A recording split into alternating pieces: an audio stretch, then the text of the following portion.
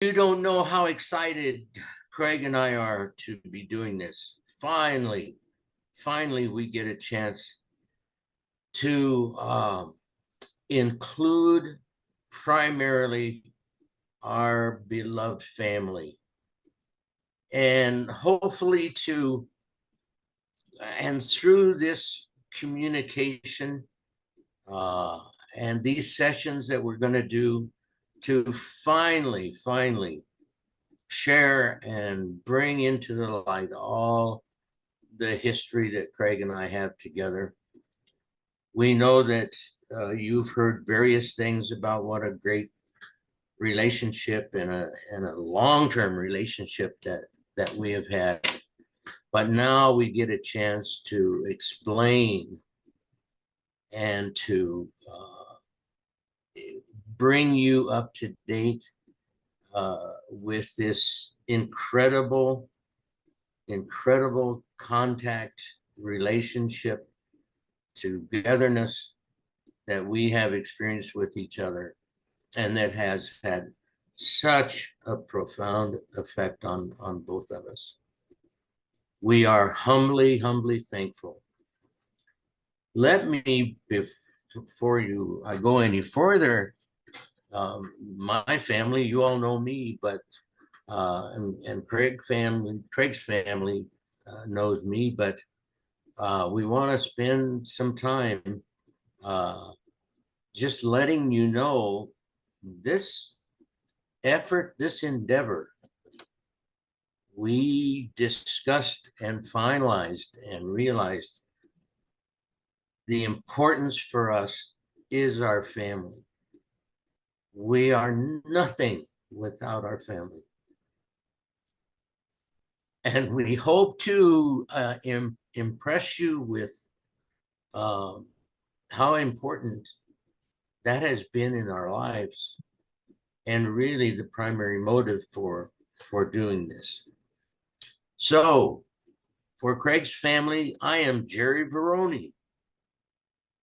And I am, oh, go ahead. Sorry. And this is Craig Hart. And we've been doing this picturing together for 76 years and counting. 76 years of, we're calling it friendship, but God only knows what it's been beside friendship, a whole lot more. Absolutely.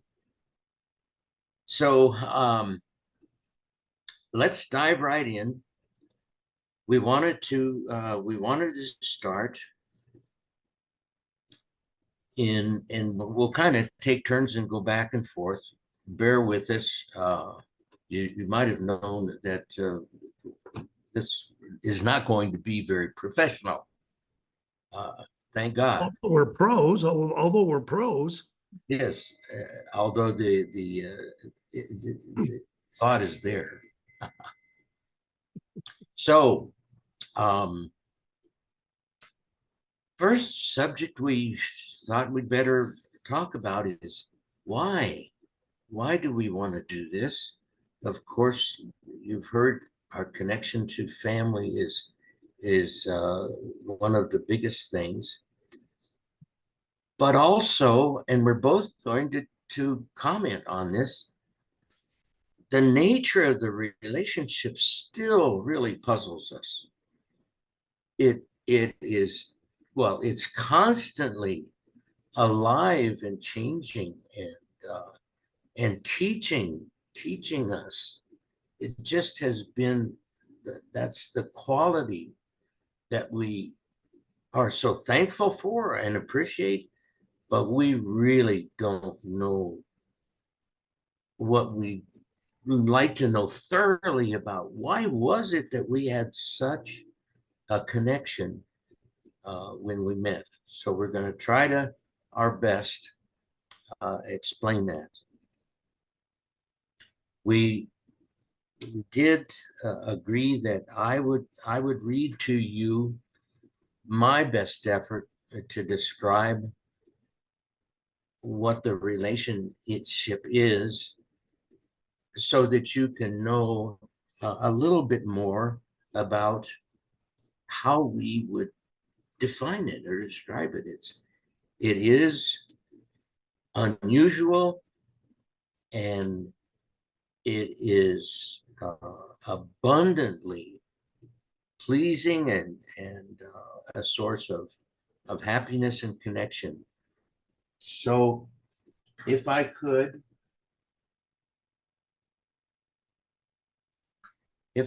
read this to you, bear with me.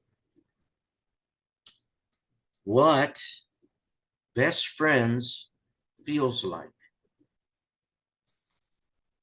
Well, what does it feel like if you could pick up the phone, dial a number, and have your deepest and most important wanderings, ideas, and all encompassing passions immediately validated, honored, shared, and equally original with the person on the other end of the line?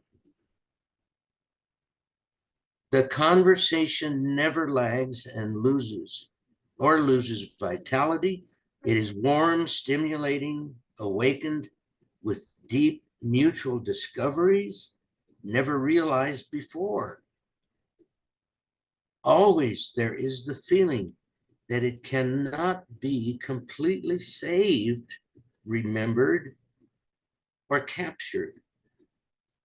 Always there is the feeling that all your pursuits, your best ideas, failures, learnings become personified and warmly accepted and human. It is so like a fire, and the stimulation makes you so utterly surprised and awakened. When the time is up and something else in your life seeks to grab your attention and you have to leave, it's okay.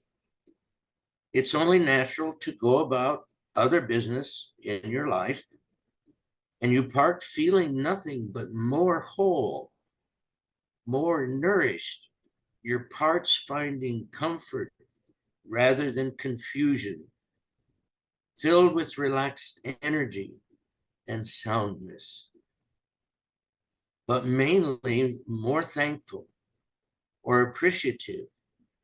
You are filled with that rich connection with another human being.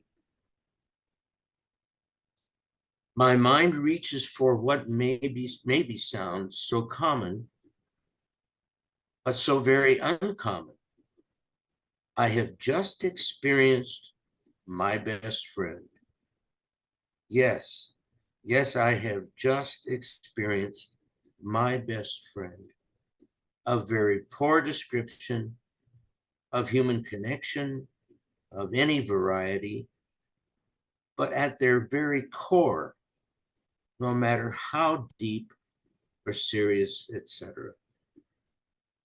The truth is, I have just experienced and felt God's gift for my fulfillment, my joy and happiness.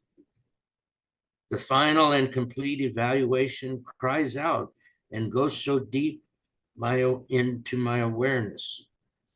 My friend tells me he has always wanted to be like me. My whole being cries out, no, no, I have always wanted to be like you. I sometimes wonder how long it will take for the human race to discover and admit that male to male connection, love, is much deeper, blessed, honored, and created by God. Finally, has nothing to do with physicality. It is by all definition and experience the understanding and belief that male to male there is non-sexual intimacy that is masculine and strong, brave, and fearless, lovely, lovely. Also, it cannot be compared to other relationships because the experience comes from another realm. It is that reality which becomes present when we come finally to that original presence. That is when we are home. I get to have what Craig sees in me.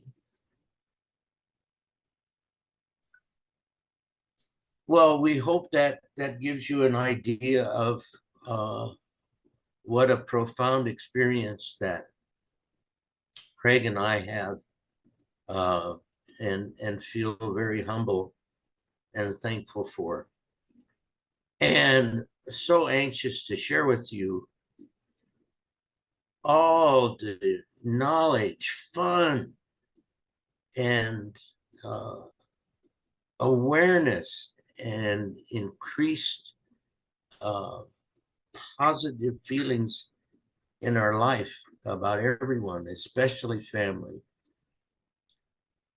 And maybe you can appreciate how important it was for us to get into this craziness of trying to sum it all up and present it to you. We think we finally have found a way to do that in these sessions. Well, sorry, I've taken so much time, Craig. Uh, uh, Over to you, my bro. Uh, could you share what your side of that is, uh, and very important for your family? Well, as you can see here, two guys on the screen here. Take a look at Jerry, take a look at Craig, and my goodness, can you imagine that we have been together for 76 years, 76 plus years. Yeah, And these two dudes here that you're seeing and you're hearing and you're taking in, they've been together for 77, almost 77. It'll be 77 in September.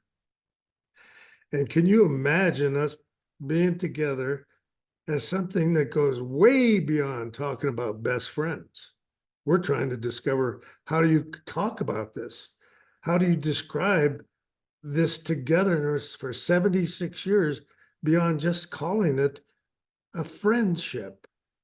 And we're hoping that during these next weeks that you're viewing us on YouTube, you'll come up with a term for, not a term, but a way to describe 76 years of two guys being with each other through hell, been high water, through laughs, through crying for 76 years. What does that look like? What does it sound like? What would you, if you were to put a title on that, what it would be look like? For me, the way that's going to be being described is that it has been one discovery after another. It's been one revelation after another. It's been one crazy laughing for one another and with one another. It's been sharing absolutely every emotion that you can think of in yourself and every emotion that we've been through. My goodness, my goodness. So you're looking at two dudes who've been here for 76 years, and we want to share that with you. Not share with you. We want to give what we've come up with as a gift back to each of you. Because who you see here, we see each other as gifts to each other, and we want our each otherness to be a gift back to you.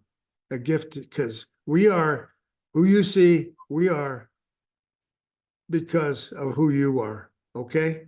Our moms, our dads, our brothers, our sisters, our best friends, That's who we are.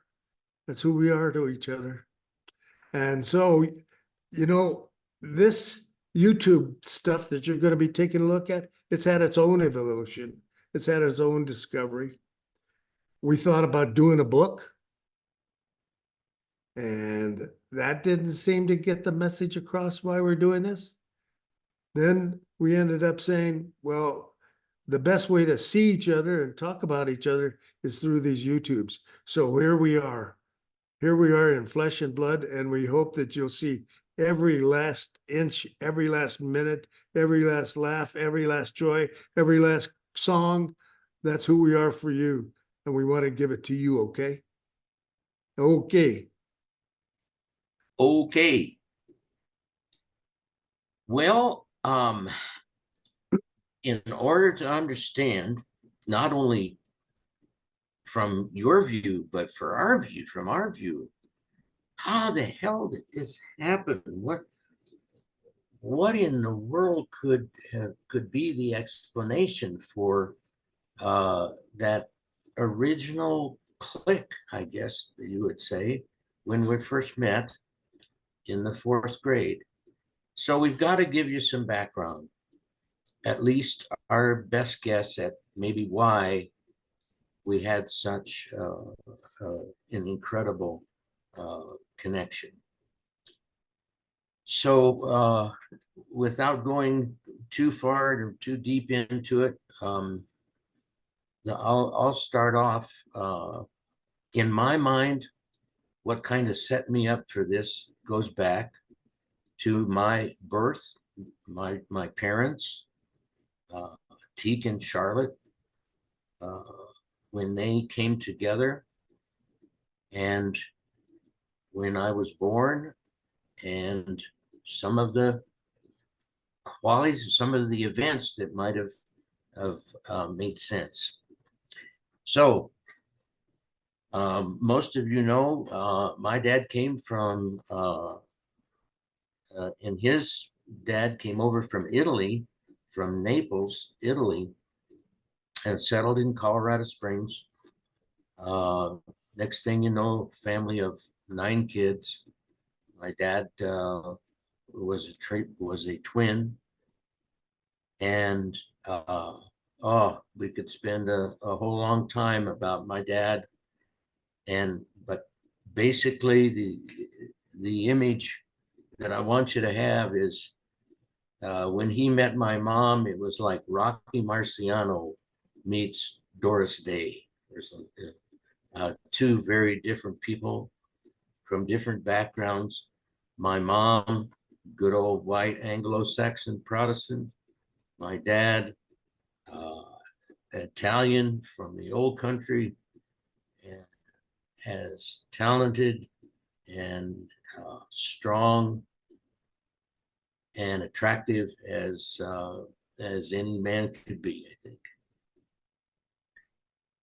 Very quickly, in an important event, when I was born, my dad felt deserted. Felt like, whoa, I just lost my wife. She's completely taken up with this newborn child. And I think he began to feel distant from me. That's an important item, I think. I really missed all the love. There was no affection. That was not my dad. He was not angry or negative, but could be, and sometimes in a kidding way, but it was hurtful. So I really had a father that was distant, didn't really attach to me like I think a father should, and just had to fight a lot of feelings that he sort of lost his wife when I came along. That's important, I think, to understand. I did not have a male figure that was without reserve, full on. It was always something not quite there, which I didn't understand. Without going a whole lot more into it, I think that's a key point. My dad could do anything. He was had a chance to go to New York and have a career in boxing. He used to have Friday night smokers, which he cleaned the house. The scout insisted on talking to my grandparents about taking him to New York for a boxing career. And as you might imagine, my grandmother looked right at him, that's the kind of story, and said to this guy that wanted to take her son, he said, and who's going to bring in the coal and the wood? That was really a kind of a condensed version of what my dad's family was like. No, you're not going to New York. What's gonna happen to the family? You're staying here. And he had several chances at a baseball career and lots of stuff going there. My mom was beautiful, had a great figure. My dad was crazy about her, just crazy about her, but frustrated. Okay, let me stop there, and Craig, go ahead with your background that you feel might have impacted when we met. Well, again, all of this is really important stuff to see or to feel why we came out. What happened here? Oh, Jerry, I'm sorry. What happened? Right, write down the time, and Zach can edit it out. Write down the time. I can't see the time. Oh. What'd you do? I don't know. I just got There there. you go. Oh. Hold on, Jerry. Okay. Wait.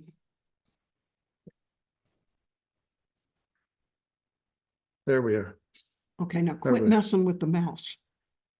Okay. Put the mouse down. Okay, so at about 1 hour, he's gotta Yeah, edit out. there it is, 106. Where are you writing this, over here? Just right down there's fine. At 106. Yeah. Jerry, this is gonna have to be edited out, but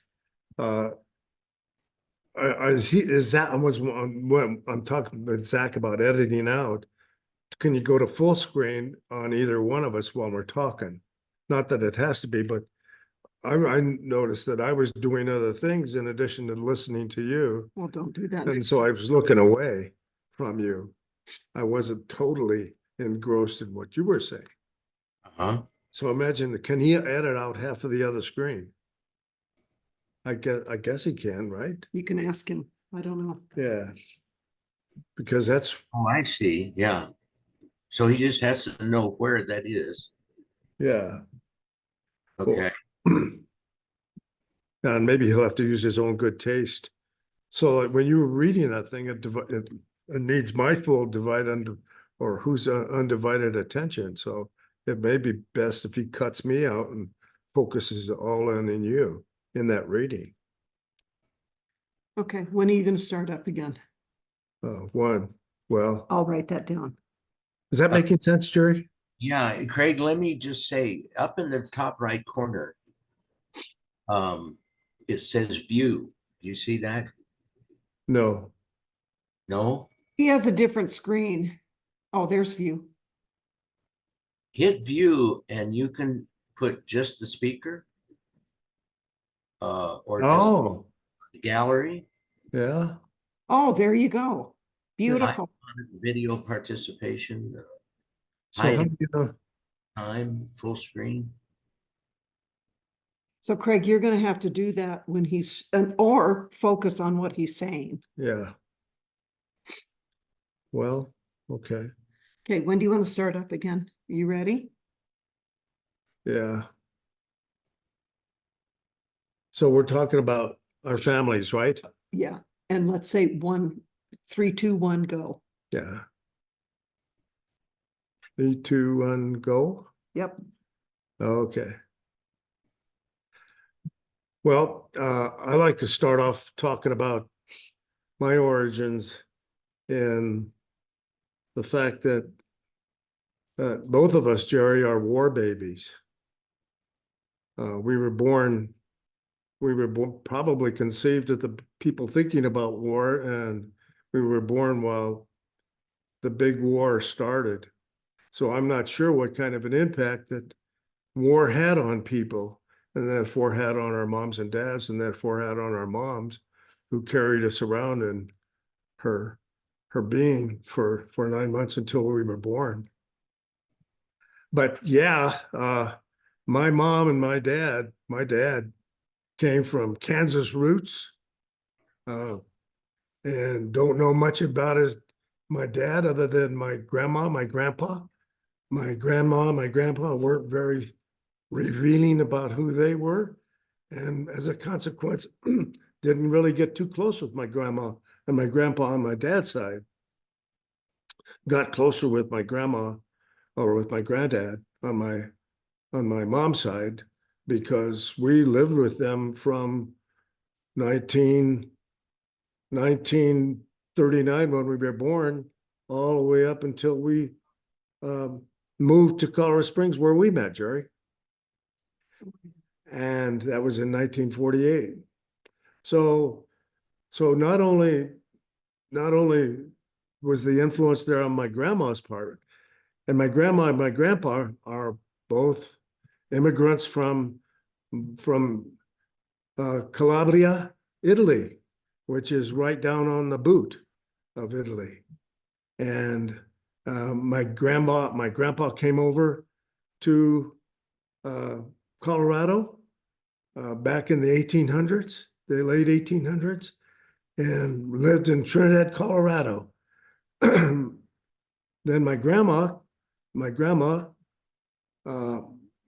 died on my mom's side. My grandma died when my mom was 4 years old. She had given birth to 6 children so far.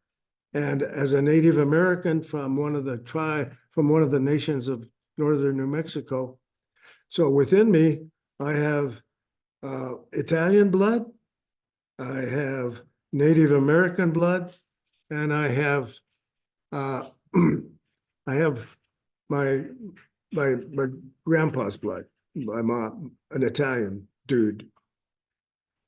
So yeah, a little bit about my grandpa. Born and raised in Italy, came to America, and had his first beginnings in Trinidad, Colorado, where he had a lot of jobs working in the mines. And my mom, she was born in Trinidad, Colorado as well. And my grandma probably met my grandpa in Trinidad, Colorado, where my grandma and my grandpa conceived of 7 children. And my mom was 6th born, and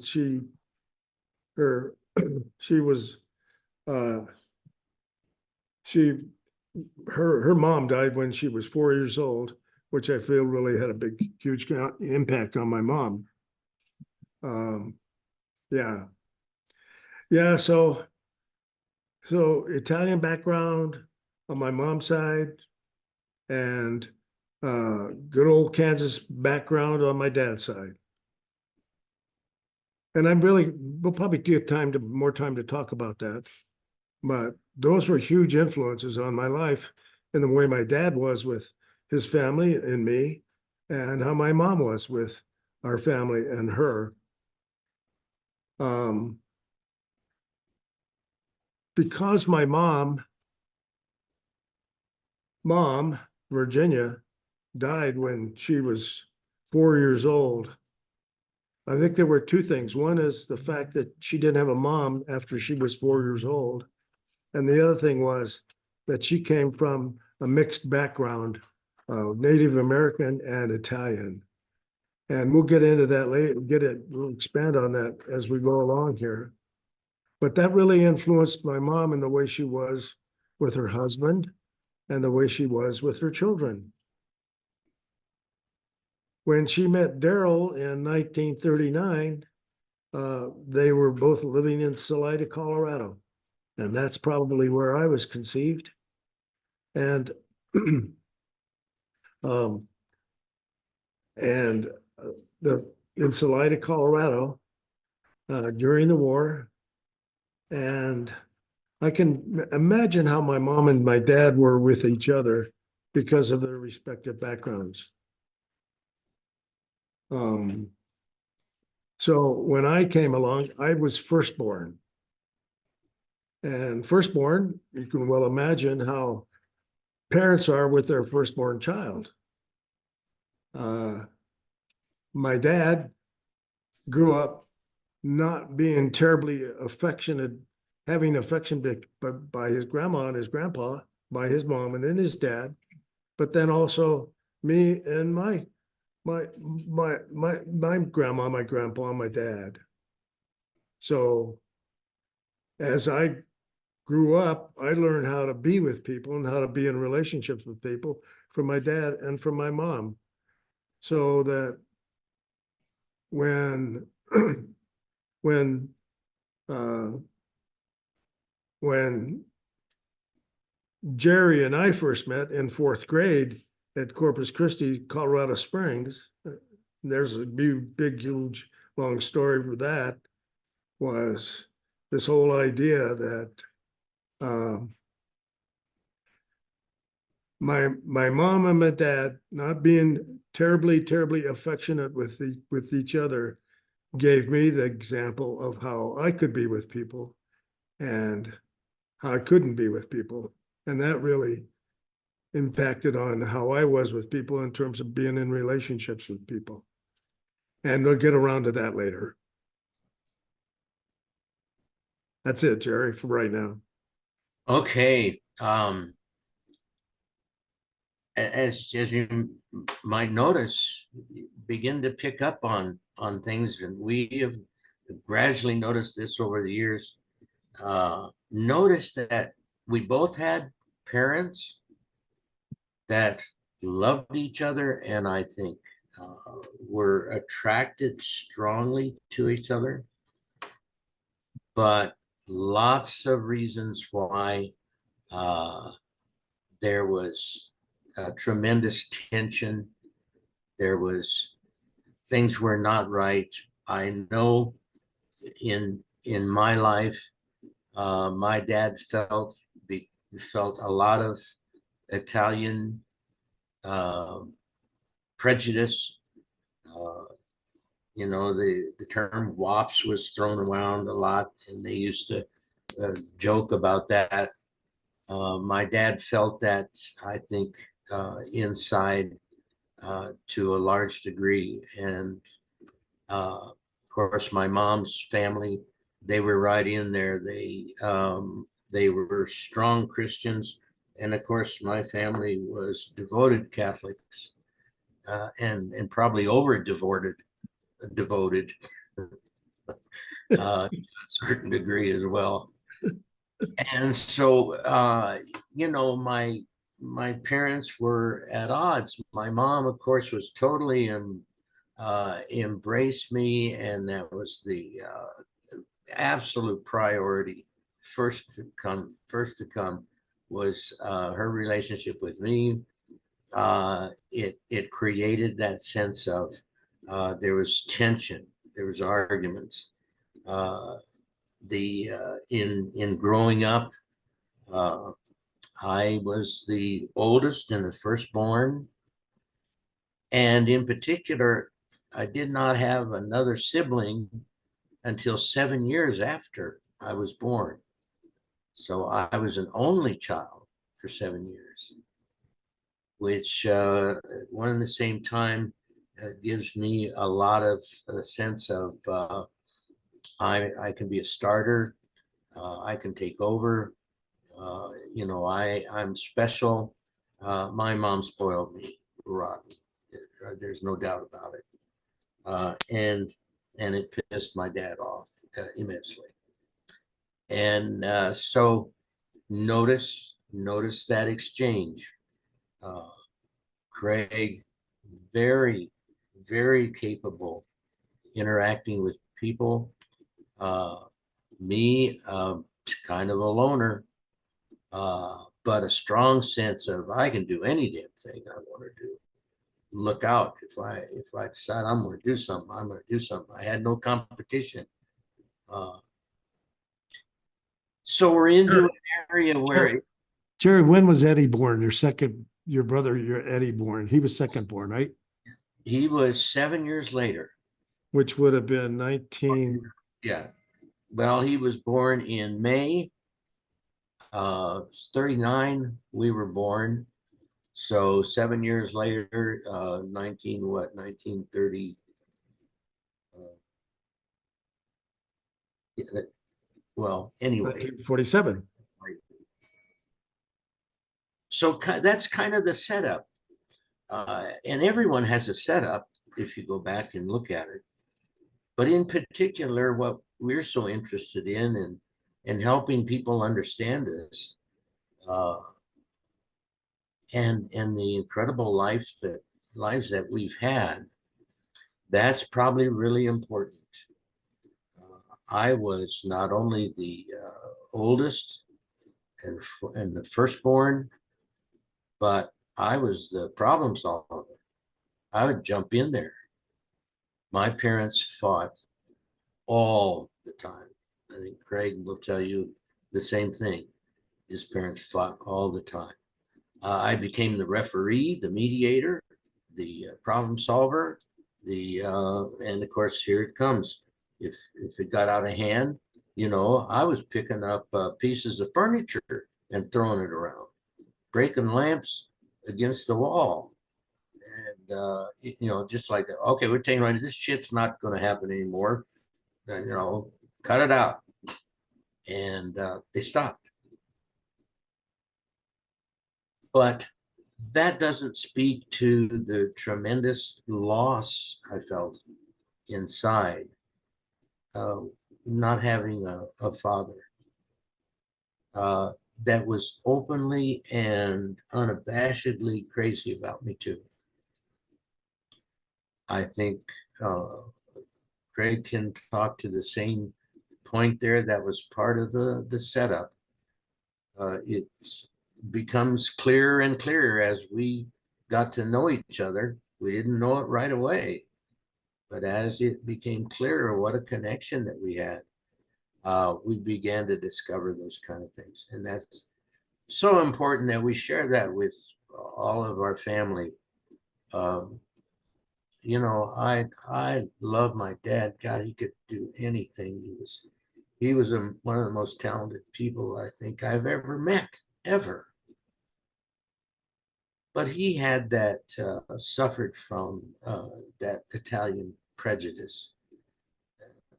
My mom's family was in the community and pillars of the Christian community. Funny story, real quick. I went to Catholic school all the time, thoroughly imbued with the Catholic faith.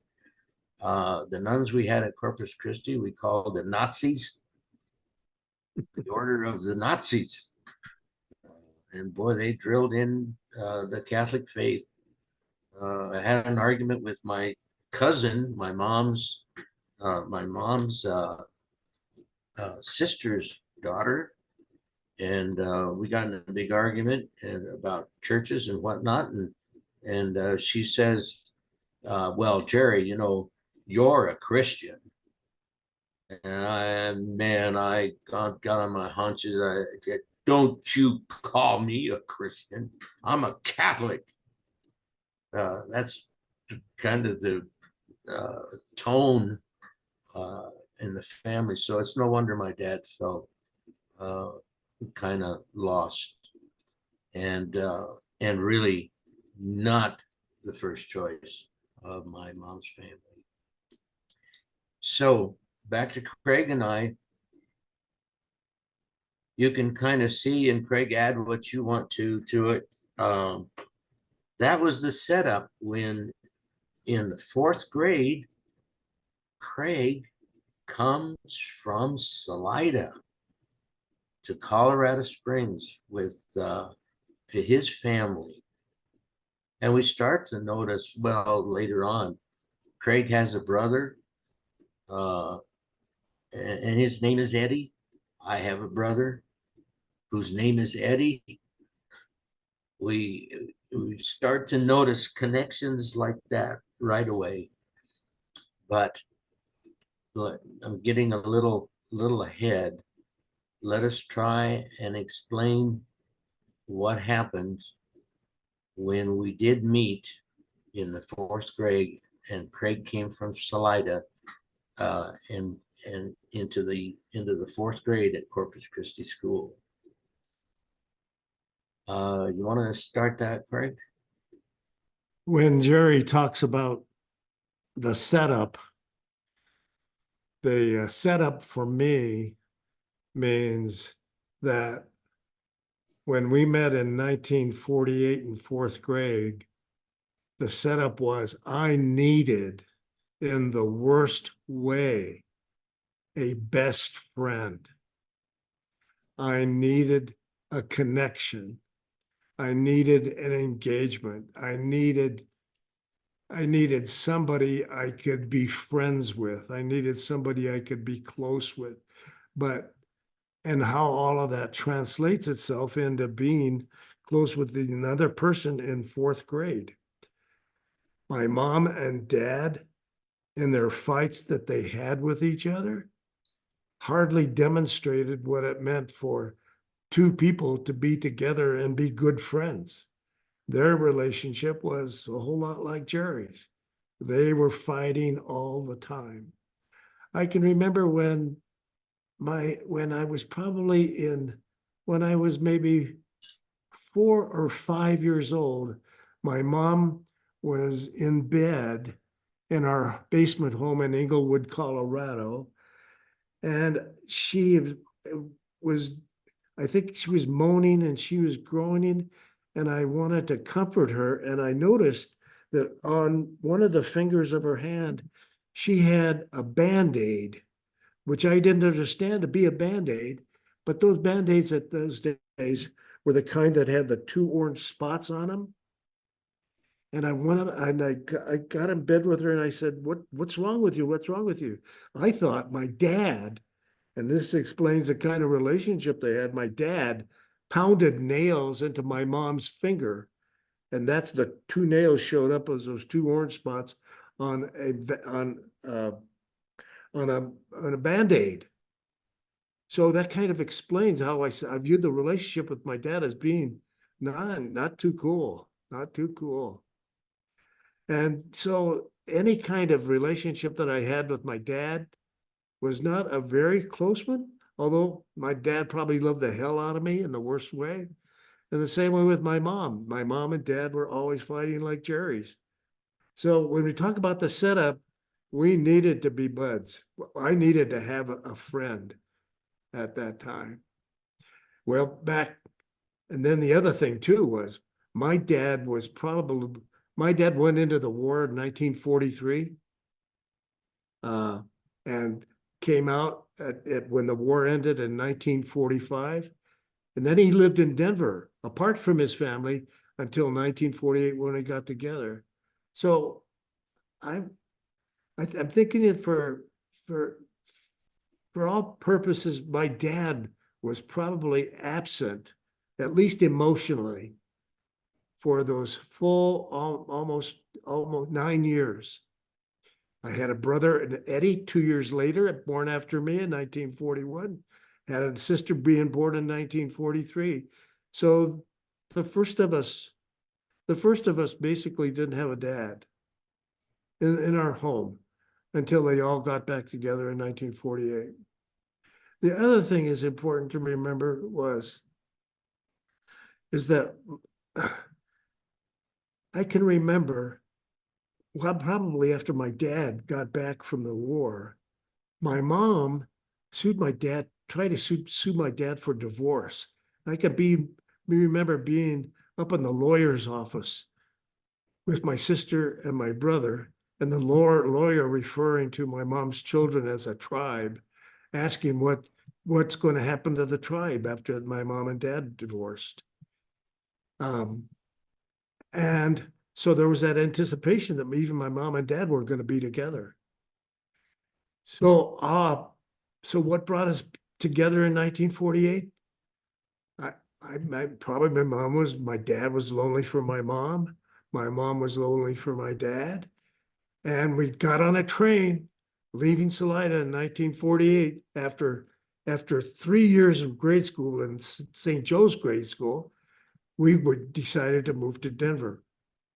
And which begins another story altogether of this whole business of not only needing a friend, needing a buddy, needed somebody to be close to, but at that time, part of the setup was I wanted to be like this guy, Jerry Varrone, at Corpus Christi School in 1948. Okay. I need to pause and just for a moment. I'm thinking really strongly about my family and especially my grandkids. I'm thinking about Leo. Hi, Leo, who is a 14-year-old dynamite hockey player, and Lakai, who's just turning 21 and a hunk. Listen, I mean a hunk. I know there are women, following him around by now. My son Brett, who I love so much, so much. My son Todd. It's so fulfilling for me to be able to explain to you and have you see what some of the things that your crazy dad and granddad maybe you can understand a little bit better. But Todd, Julie, and oh my God, my other grandson, Vincenzo Varrone, is such a delight. And not quite as great as his parents, but he's getting there. With you guys in mind, my side of Craig's story is, yes, constant fighting, having to referee everything, but gave me some sort of fake confidence. I didn't have real confidence because my incredibly important relationship of parents was falling apart. And so sooner and later it came to a head. Don't need to know all the circumstances, but my mom packed Eddie and I, my brother, packed us up and just took off. She couldn't stand it anymore. She felt that my dad was getting physical and was going to harm her. She took off, and we were gone for probably 3-4 weeks, a month or so. She just took off and started driving. Ended up in Arkansas, for God's sake. Enrolled Eddie and I in school. We were there for about 3 months, and she discovered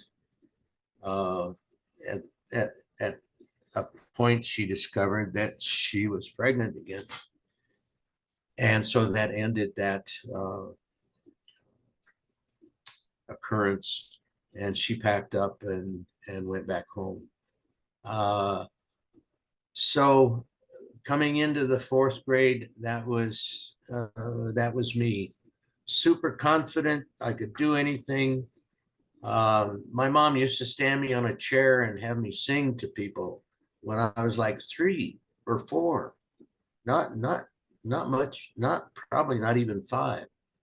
And I belted out, home on the range, home on the range, as a kid, a 5-year-old, 4-year-old. Anyway, to try and explain why again Craig and I had this tremendous connection. I noticed probably in 2nd grade, at least, that I was not quite as tall as everyone.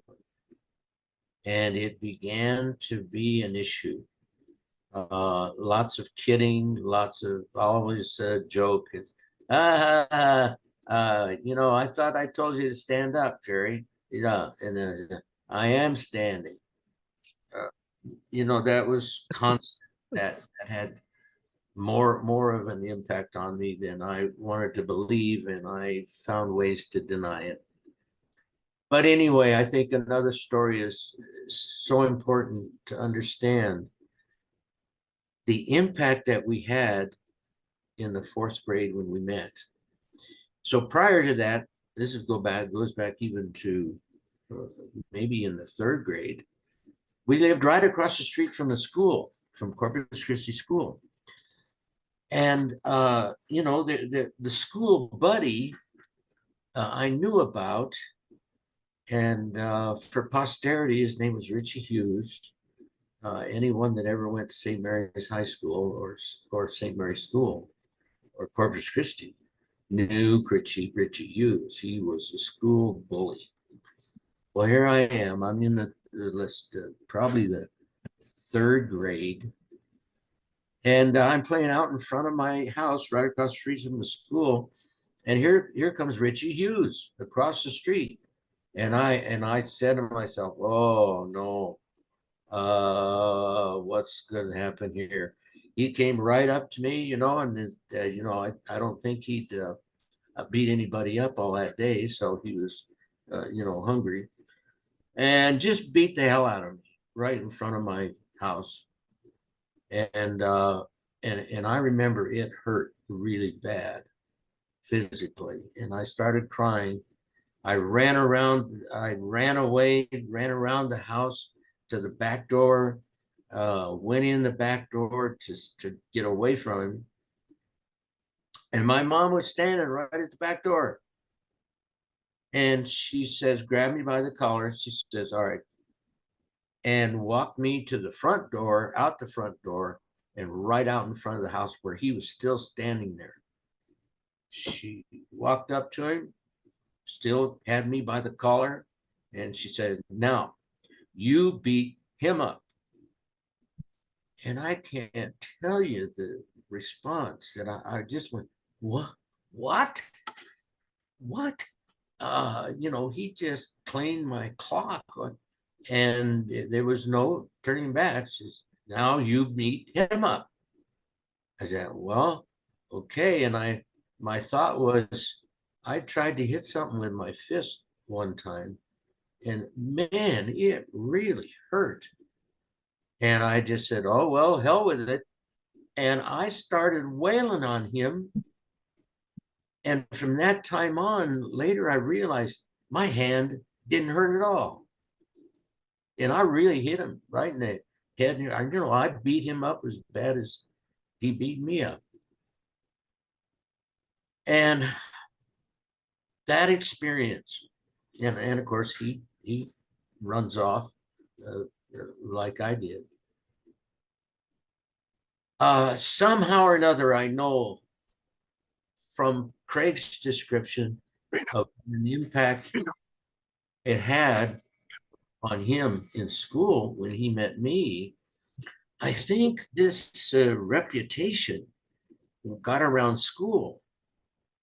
And so all of a sudden in 4th grade, the 8th graders, the school only went to 8th grade. The 8th graders, the oldest kids, ran the whole school, of course, on the playground. They heard about this, is my belief. And so they started taking me by the collar and walking me around the school during recess. And they called me Fido. And, they'd walk up and point to someone and say, okay, Fido, sick him, Fido. I'd run over and beat the heck out of the kid. Just beat him up. Or, I don't know, swing a couple of times, I guess, and then they'd run away. And one time, it didn't matter who it was. There was this kid that was just a giant. He was a foot taller than anybody in the school. Came up to him and said, "Okay, sick him, Fido." Well, here I am. I'm really short. They said, "Oh, okay," So I ran over and it's pretty close to him, and I realized, oh crap, I'm going to get killed here. So I picked up a rock and threw it at him, hit him in the leg, and really made him mad. And then Jerry was running, and he chased me for a block and a half, but couldn't catch me. So that reputation, I think, is when Craig came to the fourth grade. I was a clown. I never had a day where I couldn't have fun doing something.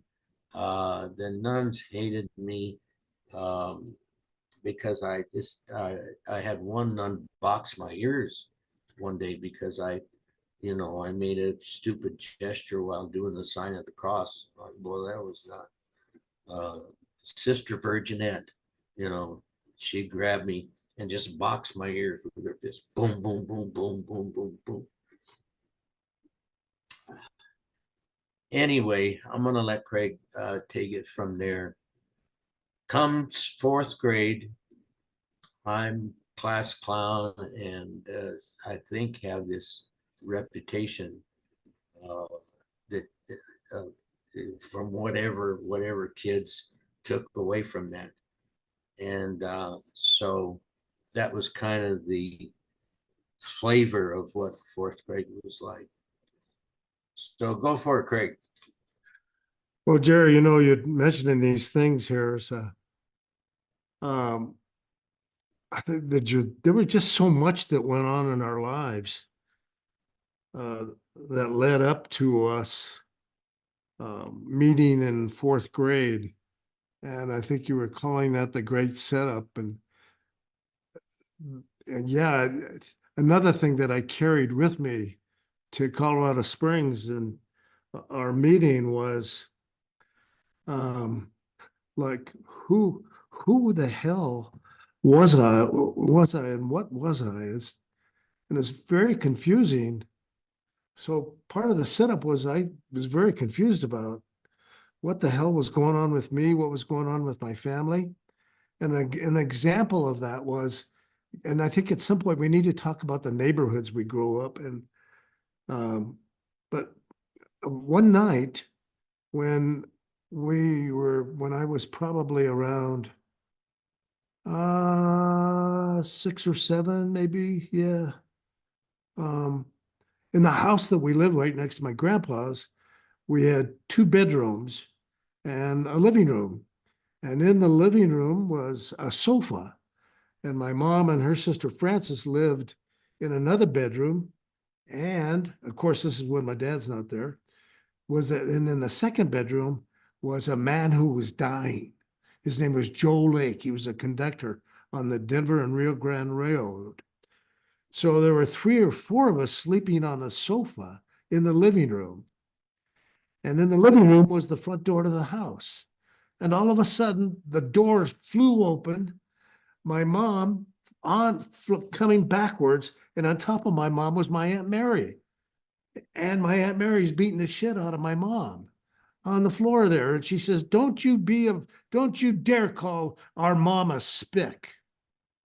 Okay. So I think that was the first remembrance that I have about this whole business of coming from a mixed background that was considered then of Italian. Of course, anybody could get away with that. Maybe not so much in 48. Well, I don't know if Italians were discriminated against, but definitely Mexicans, Native Americans were discriminated, were disparaged, and they were the same in Salida, Colorado.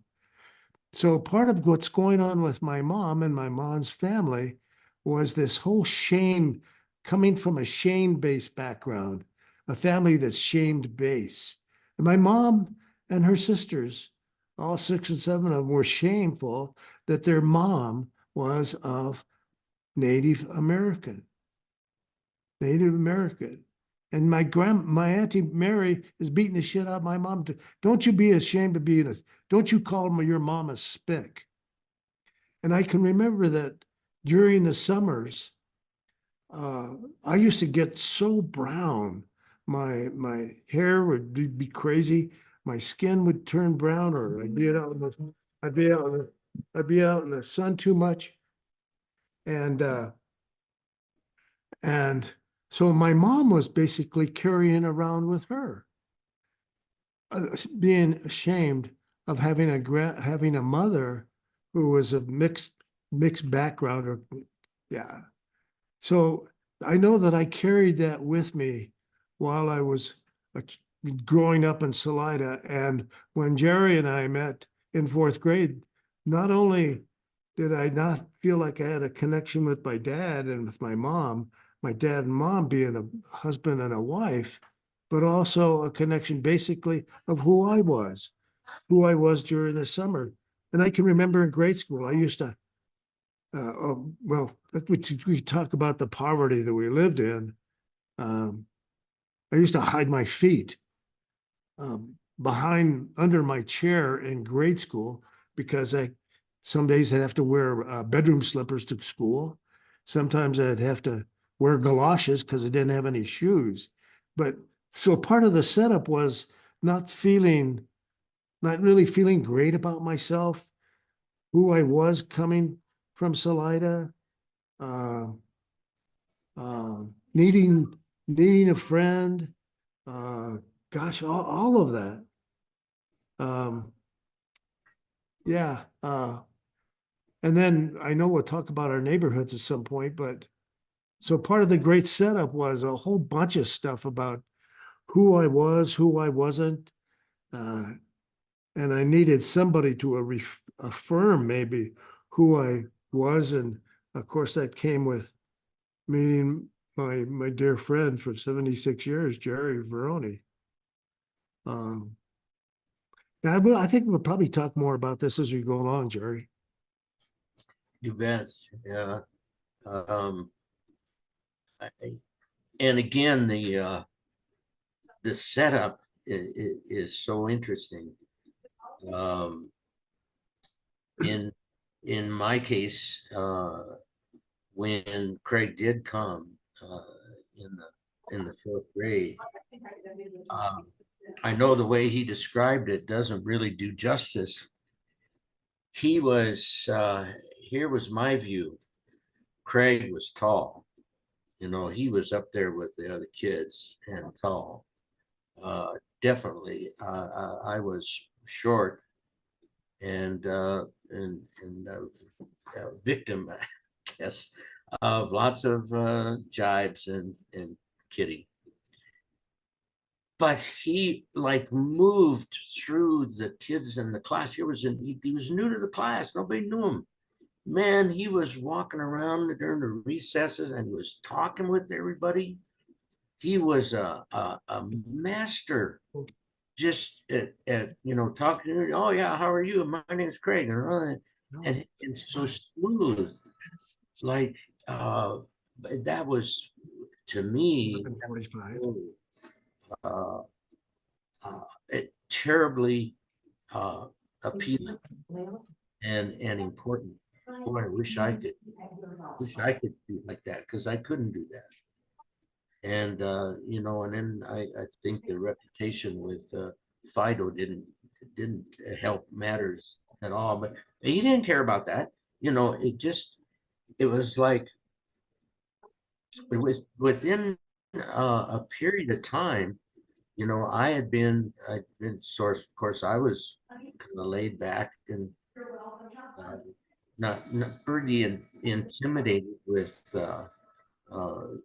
being able to talk with kids like he did. And everybody liked him. Everybody just openly welcomed him. He was just really a neat kid. So again, there's a setup. We didn't realize completely what the setup was all about. In fact, we're still talking about it. But at any rate, what happened? Uh, we're kind of fuzzy on exactly how long it was from the time he got there till the time that he approached me and said, "Okay, Varrone, you're coming to my house for sleepover." And instantly my thought was, "Oh yeah, sleepover. I remember in a kid's book or something that they talked about the real fun is if you could have a sleepover. So you come get home from school and the playing and everything doesn't stop. You get to play with each other and do games and run around and all that stuff. And then you get to have you have meals with the family, and then which would and then you get to keep on playing, and then when you go to bed you can keep playing until midnight, or it was just a huge fun time uh, for me, what was in my head. So when he said sleepover, it was like, oh geez, me, you want me to come and be that close, like with your family and everything. So bam, bam, that was just the hallmark. Uh, there had to be something in me that he saw that he would invite me to do that. And I can still remember the feeling was like, I grew a little. It was almost like, oh well, maybe I'm not as sure as I think uh, and otherwise I would just blow it off, and sometimes say, who cares if I'm short? If it comes to blows, we'll find out who's too short. So anyway, another dimension of that impact. And so Craig, why don't you talk about that too? Well, here's the story behind the story of how Jerry saw me. Was somehow or another in 1948, my mom decided to get back together. Okay. After let's see, 43 through 48, that's 5 years after my dad decided to go to war. So somehow or another, in third grade, leaving third grade, my mom says, we're going to move to Colorado Springs. So the first story about Colorado Springs was all of their alleys are concrete. They've got these beautiful alleys in Colorado Springs. And I felt like I was moving to what? Like the most famous, most beautiful, the least poverty thing in the world. And so I'm moving to Colorado Springs with my dad, which was so exciting, which got postponed by once by the way. We were supposed to move to Colorado Springs in 1948 in June, but we never moved until 1940 to September of 1948. So all during the summer, I was having to make excuses why we hadn't moved back together with my dad. So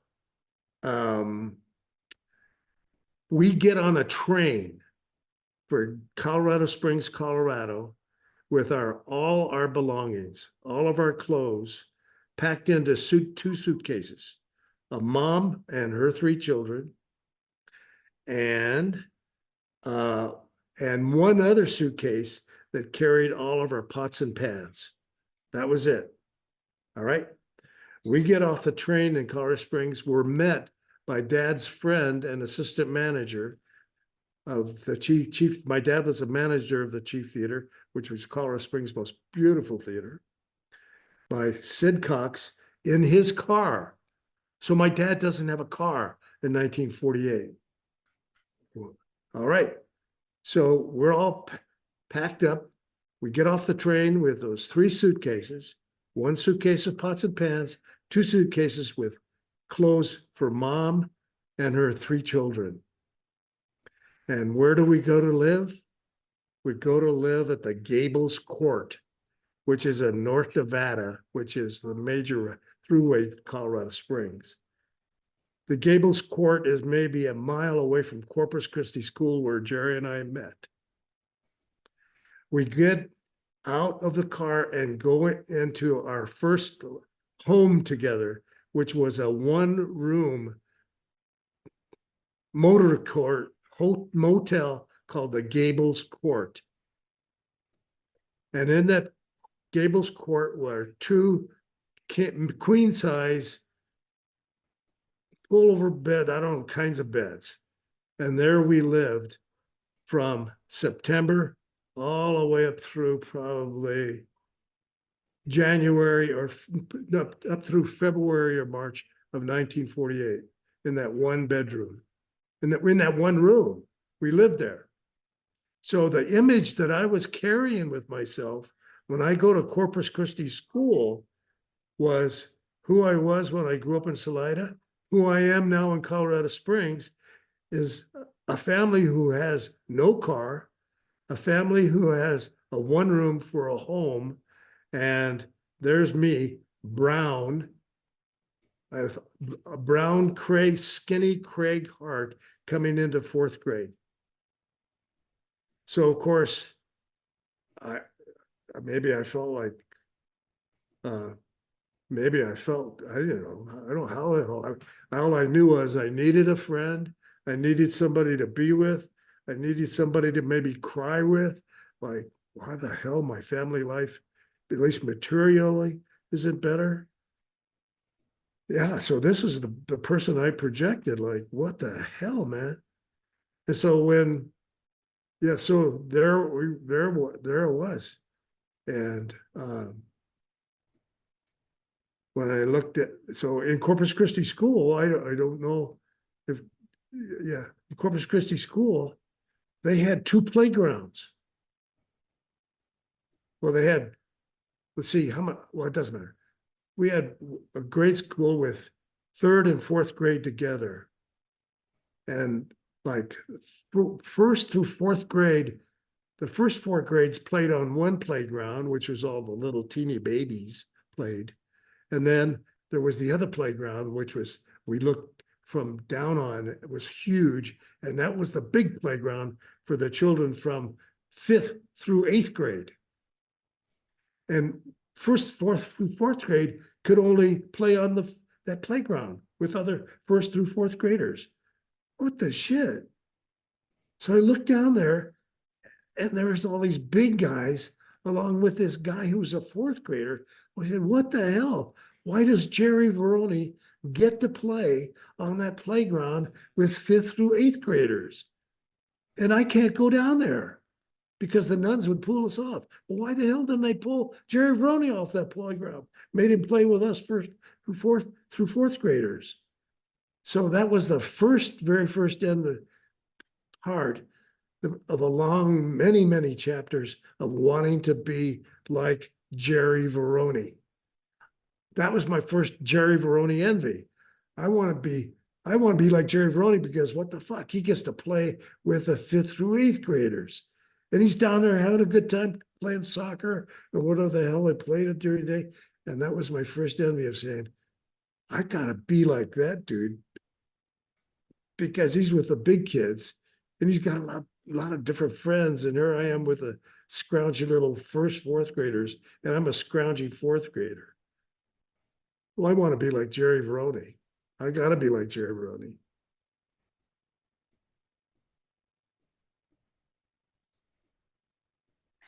And so the setup, the impact and where the relationship seemed to be going was, wow, all the doubts I had about myself, and being short and being chubby too. Craig was Craig was skinny, and he never got any jabs about being, short and fat. Anyway, I was brown and skinny, Jerry, brown and skinny.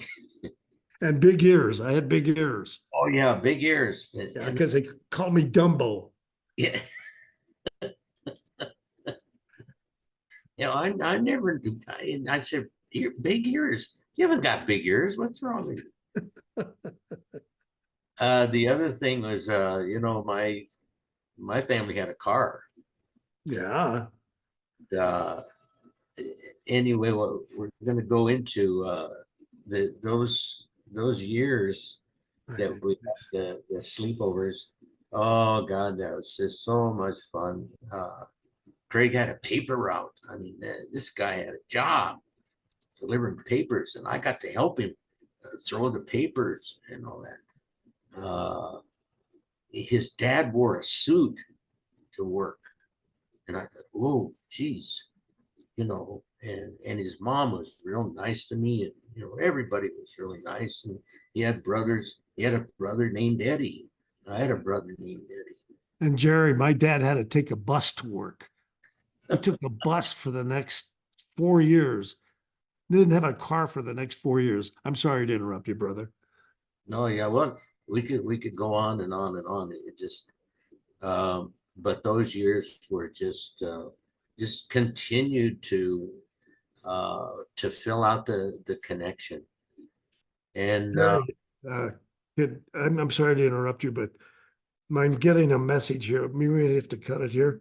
I'm getting a message from my grandson saying he's got a tea time for us at 12:30. oh wow, can't miss that, Craig. Okay. Okay, well, so we just mark it, and for everyone, please tune in. We've got lots of stuff that we'd like to share with you. We've got everything from we're going to sing some songs for you. We're going to wear some stupid hats to go with it. And anyway, please stay tuned. We love you, love you, love you, and see you next time.